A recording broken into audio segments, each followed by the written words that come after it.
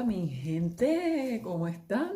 ¡Wow! ¿Cuánto tiempo sin verles? ¿Cuánto tiempo? Pero ya estoy aquí de vuelta y quería agradecerles antes que nada por todo el apoyo que he recibido en estos últimos tiempos. Me ha hecho muchísimo bien. Gracias de corazón, de verdad. Gracias. Pero nada, como mi papá bien decía, para atrás ni para coger impulso. Así que para adelante, hay que echar para adelante, la vida sigue y yo también sigo. Seguro que sí.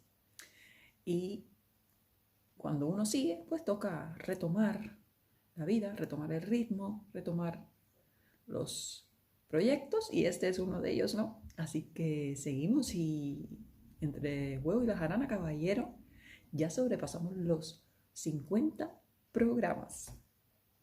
Vamos, chille, chille.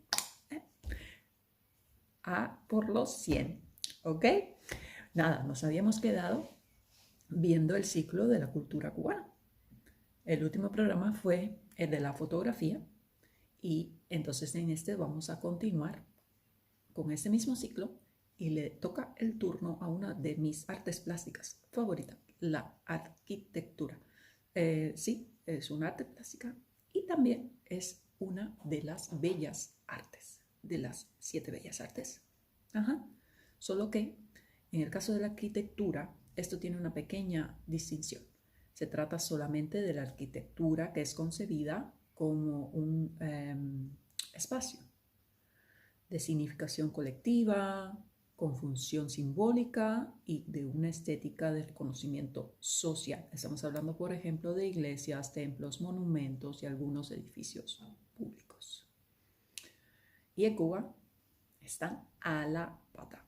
No por nada, pero es así, están a la pata. Y entre ellos, muchísimos son también patrimonio de la humanidad. ¿Cómo no? Así que vamos allá.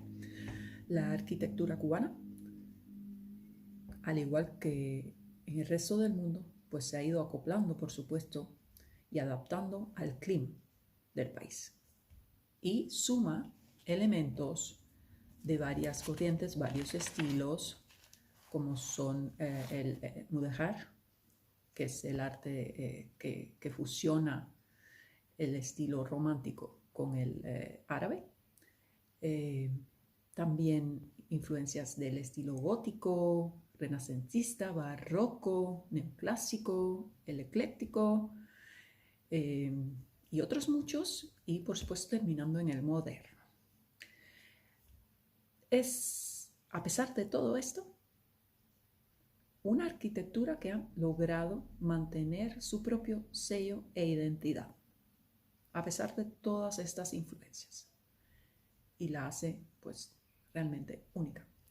Muy bien, podemos empezar diciendo que las construcciones indígenas, porque esos son nuestros aborígenes y son nuestros comienzos, fueron mayormente simples, por supuesto, con el uso exclusivo de materiales vegetales, por preferencia el guano, y ya luego, con la llegada de los colonizadores, eso se fue perfeccionando un poquito más y fueron utilizando también maderas y se llegó el momento que los bohíos ya no eran solo de paja, sino también de tablones y esto. Y esto estuvo así muchísimo tiempo, caballero. Cuando La Habana ya era La Habana, con el puerto de La Habana funcionando y todo, las calles alrededor de las plazas, la plaza de armas, la plaza vieja, todas las casas que había allí eran de paja, eran bohíos de paja o de madera, ¿ya? Hasta que se fue desarrollando este estilo colonial una vez que se fueron fundando las villas a lo largo del país.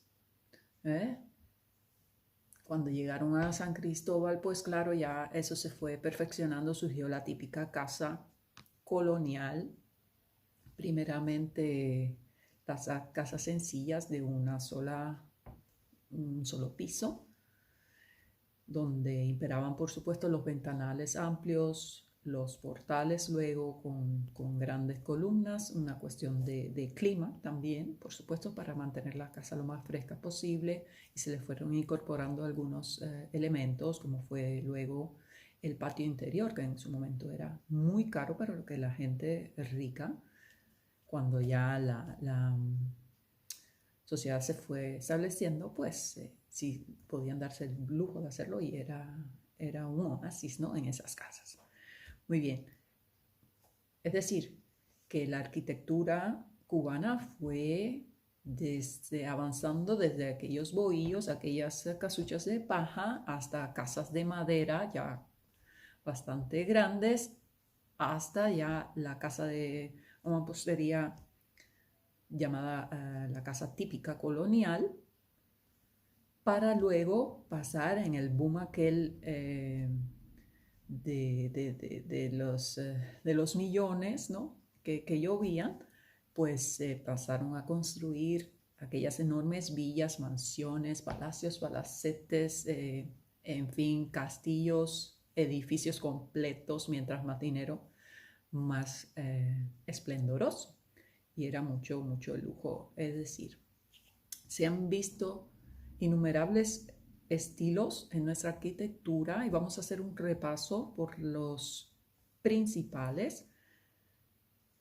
Y el tema es bastante extenso, entonces lo voy a dividir en dos programas. El programa de hoy es para explicar el paso del tiempo a través de estos estilos, y ya en el siguiente programa nos vamos a dedicar sobre todo a esos lugares emblemáticos que no pueden dejar de visitar o de admirar si te interesa la arquitectura, pero es más, aunque no te interese mucho la arquitectura, son lugares que no puedes dejar de visitar si vas a Cuba.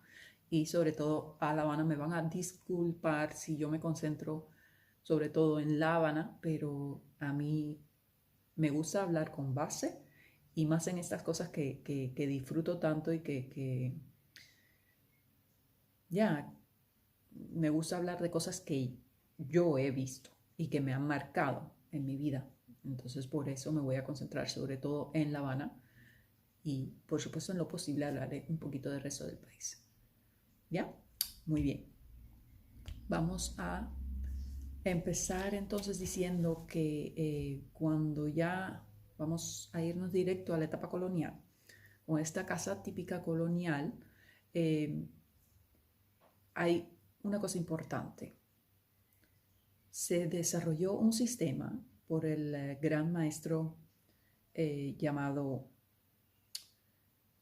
Inclán, Pedro Martínez Inclán, al cual llamó el sistema de las 4P, que significaban patio, portal, persianas y puntal. ¿Por qué? Esto era pues para seguir un patrón de ventilación en todas las construcciones que se hacían en ese tiempo, para ventilar la casa lo mejor posible. Ya sabemos cómo es el clima en Cuba, un calor insoportable. Entonces, pues mientras más alto el puntal, por ejemplo, más refresca. Mientras más persianas, más refresca. Si tienes un portal, pues la casa dentro pues se mantiene más fresca. Y si tienes un patio, y el patio interior sobre todo, que era un oasis en esas mansiones, en esas casas, pues eso es pues una maravilla, ¿no? El tema de los portales se relaciona mucho con el tema de las columnas. Y esto no solo servía para ventilar, sino también para poderte esconder si estaba pues lloviendo mucho, ¿no? Los portales, los grandes portales con estas columnas, mientras más grande la construcción y más lujosa, pues más esplendorosas esas columnas, que hizo al gran Alejo Carpentier dar ese sobrenombre a nuestra ciudad, la ciudad de las columnas, porque realmente hay muchas construcciones con enormes columnas por toda La Habana.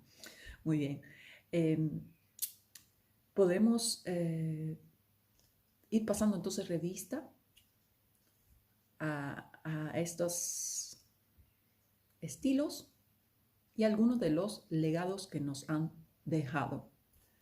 Bueno, primeramente ya vimos la etapa colonial, ¿no? El arte colonial. Aquí predominó sobre todo a partir del 16, el 17. En ese tiempo el estilo que predominó fue el de mudéjar, que esto es también conocido como el arte andaluz, que es, pues como ya dije anteriormente, una fusión del romanticismo con el morisco, con el árabe, y eso es pues predominante en esa época de nuestro país en cuanto a arquitectura. ¿Ya? ¿Qué representa sobre todo esto? Pues como ya dije, los patios interiores, fundamental, y el desarrollo de construcciones militares. Eso fue lo fundamental en esa época. En esa época todavía, al principio del siglo XVI, todavía la mayoría de las casas, como ya dije anteriormente, eran de paja, y eso se fue cambiando ya para el siglo XVII. La mayoría ya era, por lo menos alrededor de las plazas fundamentales de La Habana, ya esas casas de madera y de paja dieron paso entonces a esas villas, a esos edificios súper lujosos que tenemos alrededor de nuestras plazas. Muy bien. Edificios que son representativos de esta etapa, por ejemplo, podemos decir el primero que fue un sello de este arte, es lo que es actualmente el Museo de Arqueología. Probablemente lo conocen, que está situado en Tacón, número 12. Y también muchos deben conocerlo, el restaurante árabe que se llama Al-Medina Medina se llama, que está también en Oficios, también en 12, Oficios 12 es la dirección. Todo el centro del casco histórico es una obra de arte en sí. Esas son las principales características de esta etapa, que aparte de las construcciones militares que ya dije, como el Castillo de la Real Fuerza del Morro de la Punta, tiene una característica especial y es la muralla de La Habana, puesto que estas casas se daban dentro de los muros de la ciudad. Ya después, entrando en el siglo XVIII, llega el estilo barroco, que fue realmente impresionante y muy, muy, muy importante para nuestra arquitectura. Y ahí también se empiezan a desarrollar los barrios extramuros, como les conocen. En esta etapa fue que realmente se desarrolló la villa de San Cristóbal de La Habana como la conocemos hoy. Pues con estas espectaculares mansiones, villas, edificios, con ese estilo barroco que es impresionante. Eso se siguió mejorando lo que era la urbanización, se pavimentó por primera vez las calles, se crearon los barrios extramuros, sobre todo vinieron barrios burgueses como El Vedado y otros barrios como El Cerro, Regla, Poloti, Lugardita y Luyano, que formaron parte ya de un siguiente ciclo, pero bueno, que se fue ampliando lo que eran los barrios extramuros y con ellos una parte de los barrios burgueses y otra parte de los barrios obreros. Muy bien, un símbolo del barroco, por supuesto, en Cuba es nuestra Catedral de La Habana. Esplendorosa, impresionante, es un wow, ¿no? Muy bien, seguimos. Llegamos al siglo XIX y con el siglo XIX tenemos la etapa neocolonial, donde se mezclan sobre todo dos estilos, el neoclásico y el eclecticismo. De aquí pues sobre todo los símbolos más emblemáticos de esta etapa son, por supuesto, el Capitolio y el Presidio Modelo, entre otros.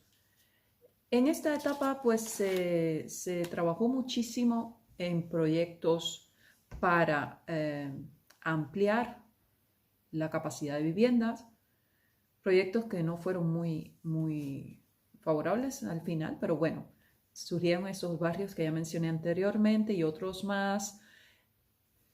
Se hizo el llamado Plan de La Habana, que fue pues utilizar el eclecticismo parisino para crear una verdadera diferencia entre lo rural y lo urbano. Y realmente lo lograron muy bien.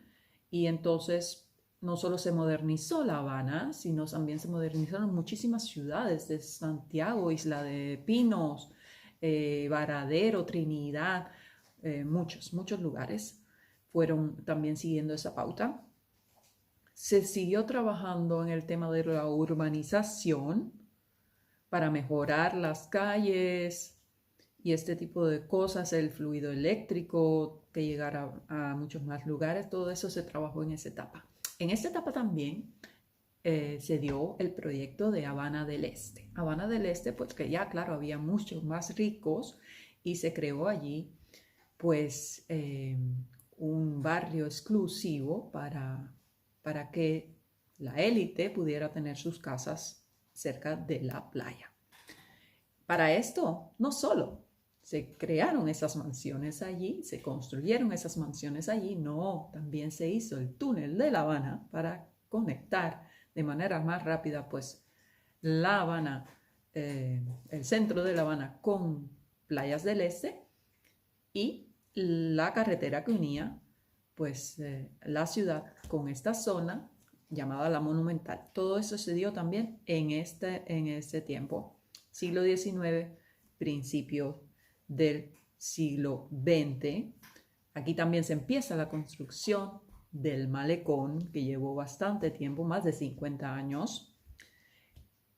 ¿Qué más se vio en este tiempo? Pues claro, la construcción de la Plaza Cívica, entonces la hoy conocida como Plaza de la Revolución, y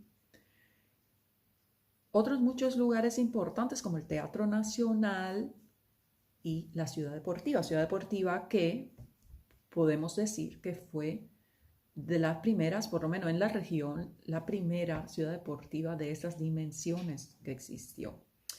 Sí, Cuba estaba muy adelantada en muchísimas cosas, ya lo hemos visto antes. Ahora, a partir de comienzos del siglo XX, se vieron varios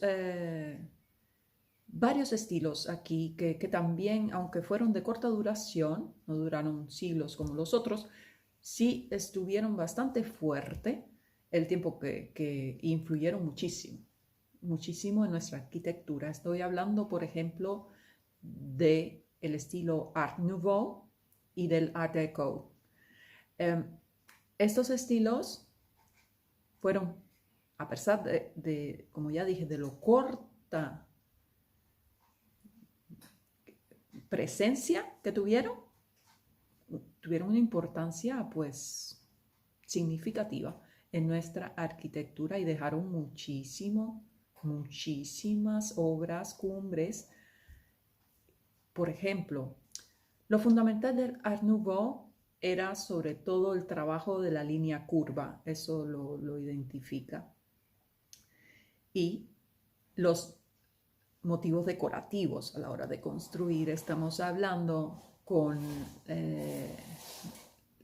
trabajos de herrería, trabajos de carpintería, los azulejos, trabajos con los rodapiés,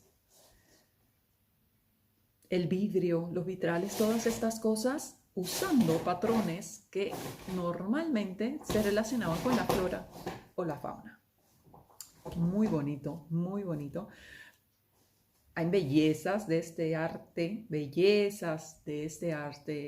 que todavía se pueden apreciar en La Habana sobre todo, y Hablo de uno muy cerquita de mi barrio actual, en La Víbora. Le llaman la Loma del Mazo, la Casa de la Loma del Mazo, y es una joya, es una joyita. Pero hay otros más. Está el edificio blanco que está en Reina, que también es de este arte. Está el Palacio Cueto, por supuesto, en la Plaza Vieja. Y está la Casa Rosada en Velasco Aín y Clavel. Esas son las más significativas, puras piezas de arte. Muy bien. Se me pasó mencionar en el siglo XVIII, con el tema del barroco, al final de esa etapa, pues así fueron solamente unos meses. La Habana estuvo invadida por los ingleses. Y esto no solo dio pues mucho más comercio y mucho más dinero, sino que también le dio un boom enorme a la manufactura, como fue la carpintería, pero sobre todo la herrería. Los ingleses introdujeron el trabajo del hierro en Cuba. En el estilo barroco, muchos saben que se trabaja muchísimo la madera. Los balcones eran de madera, todo era de madera. Ya luego, en esta época neoclásica, pues se trabaja muchísimo más entonces el hierro y otros materiales para las rejas, para los balcones y todo este tipo de cosas. Que se ve mucho en Cuba. Se puede ir viendo y se puede, si sabes un poquito cuáles son los puntos específicos de cada arte, pues puedes saber si un edificio es barroco, si un edificio es neoclásico o si es moderno, por supuesto. ¿Ya? Muy bien, aquí cabe destacar un elemento que es en principio muy práctico, pero que a mí me fascina, pues lo considero en sí una obra de arte. Y son los llamados guardavecinos. Yo sé que muchos los han visto, pero a lo mejor ni lo han visto. ¿Por qué? Porque no nos fijamos, andamos por esta vida como locos. No miramos por donde caminamos siquiera. Pero si nos fijamos un poquito, aún hay muchos. Desgraciadamente se ha perdido muchísimo, ya lo sabemos, nuestra arquitectura, pero todavía quedan muchos y son impresionantes los modelos, la historia que puede tener detrás. Les voy a dejar en la descripción un artículo al respecto que sé que les va a gustar mucho, y ahí van a ver muchas más fotos. No se lo pierdan, léanlo. Muy bien, seguimos. El otro movimiento que llegó a Cuba un poco tarde ya fue el Art Deco, como ya dije, que se tiende a confundir con el modernismo en su etapa final, pero no, fue puro Art Deco, y ya al final pues sí se mezcló un poco con el modernismo para que diera paso al modernismo. El Art Deco, su función fundamental es pues la variante funcional de los rascacielos, ¿no? Esta era la idea, y a la misma vez la influencia del racionalismo alemán. Era esta mezcla que se basaba realmente en geometrizar las figuras, tomando como bases el triángulo isósceles y usando mucho la línea recta. La línea recta y el sentido vertical de la composición. Eso era fundamental para este arte, este estilo.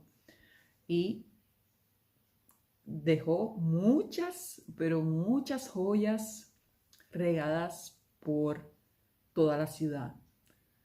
Y una vez más digo, discúlpeme mi gente que me concentre tanto en La Habana, pero es más bien lo que conozco y por eso Pero estoy segura que no solo es en La Habana, es en todas las provincias, pero si me pongo ahora a hablar de todas las provincias, pues no terminamos ni mañana.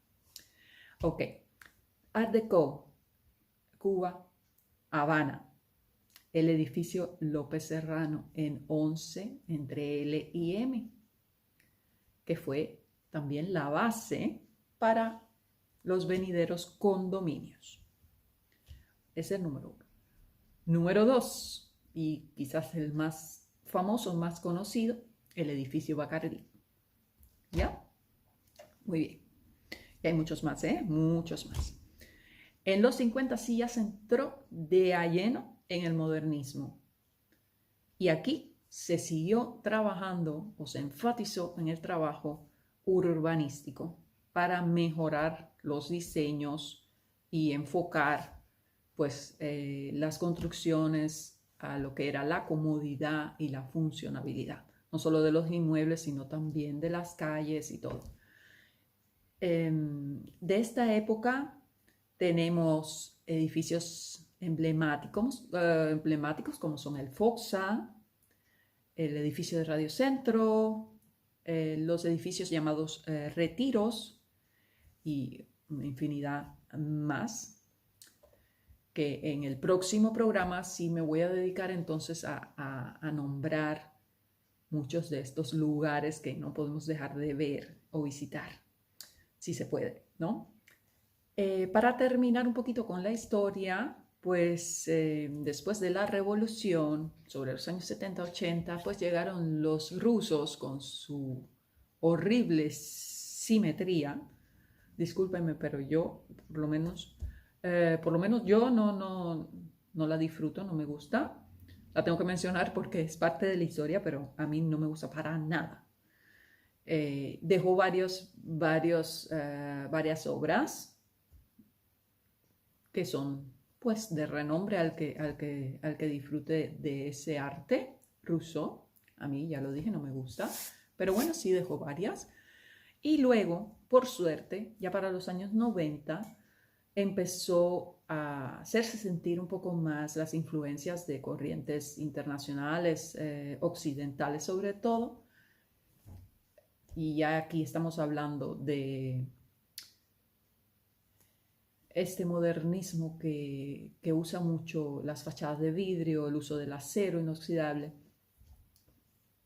Pensemos, por ejemplo, en el Hotel Coiba o en el Hotel Panorama, ¿ya? Que tienen estas fachadas típicas de rascacielos, pero más, pues, concentradas, para decirlo de alguna manera. ¿Ya? Muy bien. Entonces, hasta aquí lo que es la historia por arribita de nuestra arquitectura. Por supuesto, es imposible mencionarlo todo, mucho menos con fechas exactas y demás, pero sí quería dar un repaso por estos estilos y las correspondientes etapas en nuestra historia arquitectónica. Y entonces ya nos vemos entonces el próximo programa, porque lo voy a dividir en dos, porque es demasiada información, y entonces ahí sí vamos a estar disfrutando de todos esos lugares maravillosos que son joyas de nuestra arquitectura. Muy bien. Un beso y entonces nos vemos en el próximo. Un besito, chao. Cuídense.